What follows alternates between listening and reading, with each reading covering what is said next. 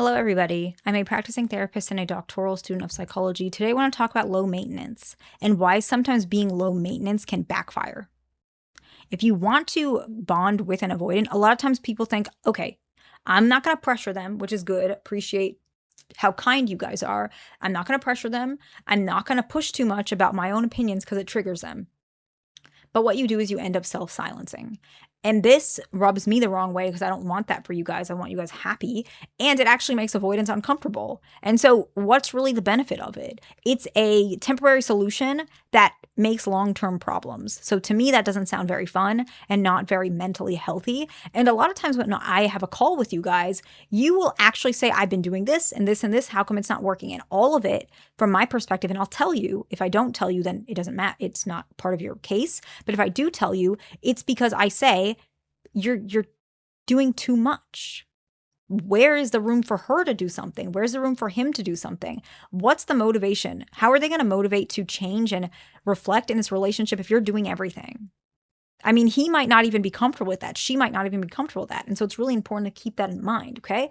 And so a lot of people, this is actually something I notice more common with female anxious preoccupied individuals, to be honest, where you might give in to the point where I don't want to say you're not authentic anymore because that's not fair. The real you is kind of lost because you're self-sacrificing, which makes it more difficult for the avoidant individual to bond. Now, anxious preoccupied men, what I notice is one thing I will say is anxious preoccupied men they still are a little authentic. They still give their opinions a little bit in comparison to female anxious preoccupied. And so if you are a male anxious preoccupied and you're dealing with a female avoidant, this is not as common. I've seen it, but it's much less common, significantly less. So you might not be struggling with this one. However, the next one is common regardless of your gender and their gender. They actually feel like it's a little unsettling if you're low maintenance, and it actually feels like everything is their way. And this is the part where you guys kind of forget.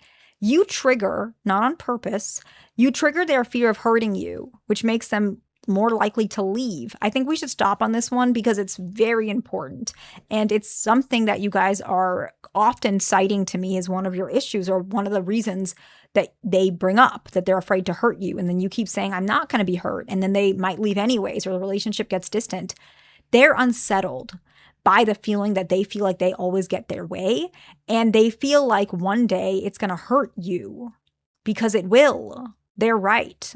Right? They are actually right. When it comes to this particular case, sometimes they're wrong, sometimes you're right. Right now, it's the other way around. They're right. You are going to hurt yourself, and they are hurting you. If you are low maintenance, they are getting their way. You're not getting your way at all. And that's not fair for anybody, and they don't even like that. And so what you can do to navigate this is lean in a little bit more what you want. Even if they say no, at least you said it. You can still manage their fears and your fears, and they can manage their fears and your fears, which I make plenty of videos on, right? But I think you guys need to understand that the unsettlingness between how they feel about this regarding in comparison to them receiving perhaps the benefits, the unsettling feeling outweighs. And they start saying, I don't want to hurt you. I don't want to do this. I feel like I'm a bad guy. If you start hearing that, try and check this one. Maybe you're being a little too low maintenance. Okay. The next one is avoidants have a very, very, very complex relationship with guilt, and everything makes them feel guilty, to be honest. And I can say that because I used to be avoidant, right? I know what that is. And guilt triggers them. And so when you bottle things up, that makes them feel guilty because they almost feel like they're the reason you're bottling things up. They almost feel like they're forcing you because they're so difficult, which could be part of it. But the reality is, if you are strong enough, if you're able to maintain yourself without losing yourself to this relationship, very often they will feel less guilty because they almost feel like you have a backbone, okay? And so if you feel like this is something you struggle with, talk a little bit about your own opinions about things. Talk about maybe your own boundary. I don't feel comfortable with that. A lot of male anxious preoccupied individuals, they almost feel like, if they're, as less of a burden as possible, she will fall for me. She will like me. She will accept me. A lot of anxious, preoccupied females, what they do is kind of similar. But what I see is sometimes you guys think, I don't want to trigger him. I don't want to make anything wrong with the relationship. I'm afraid they'll break up if I express how I really feel. And both of these fears come from your attachment style, and then you trigger their attachment style. So be mindful of this one. The next one is, what happens is sometimes you can't bottle it up anymore and you might crash out. And so what happens is when you crash out, you often say a lot of things at once, which overwhelms them and actually makes the relationship appear more unstable. Let's stop here because it's very important. I'm seeing a lot of patterns with calls that I have where you guys are in off and on relationships. The relationship is a relationship, right? There's nothing, the commitment is okay. You guys say you love each other. You guys have some bond. You guys have been together for X amount of years, but you keep breaking up and coming back together. If this is you, which some of you guys, I know it's you, I've met you, a lot of times this is a reason. They're not giving you what you need, you crash out, and either they break up or you break up. And then once the thing is calmed down, you guys miss each other, you love each other, you come back. And then rinse and repeat. So how do we stop this? Stop bottling up your feelings. Say it in small doses. I have shared this before, and some of you guys don't like this technique, and I respect it. You don't have to. When you want to say something, limit it to a time, 10 minutes, 5 minutes, and then increase that time as the relationship goes on. But why do I say limit it? Because what triggers them is not fully the conversation. It is, but it's also the length of the conversation. And you don't want to double trigger them because then they're going to break up or you're going to get triggered and then you're going to crash out. And it's just going to be a whole back and forth thing. So if you don't like, for example, that they don't text you before bed, let's just say that's the reason, okay? Maybe you can say, I would appreciate if you would text me before bed. To me, that makes me feel like you remember me. Something like that. They might say, it has nothing to do with that. This is just the way I am, et cetera, defensive, rebuttal, whatever it may be. Fine. You can say, that's fair. I'm just telling you, I would appreciate if you would do that more often. You can leave it at that. They can say yes, they can say no, but you got it off your chest. And normally with avoidance, they reflect on what you said and they usually start showing up and doing that later, but usually not in the moment because they're triggered.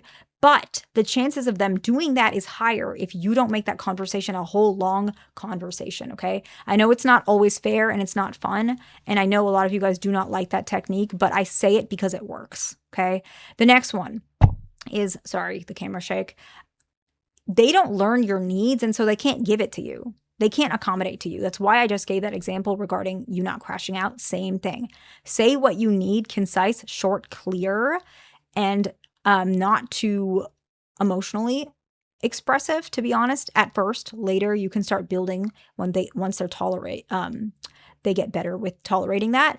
But what I mean is they don't know what you want because you don't say it. And so the relationship becomes one-sided and it's uncomfortable for both of you guys.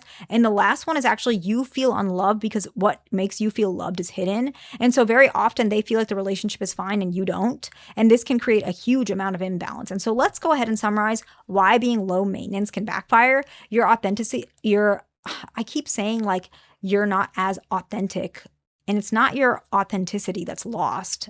It's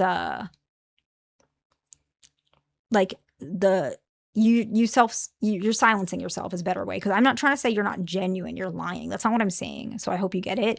You're not as the real you. It can feel unsettling to avoidance and they might be triggered. The relationship can become very complex regarding their emotions, regarding guilt, and they feel guilty. And so that can trigger them. You can bottle things up and then it can crash out, and then that can make them feel triggered. Sometimes they don't know how to meet your needs because you're not saying it, and then you feel unloved. And so I hope this video is helpful to somebody. Please like, subscribe. I'll see you in the next one.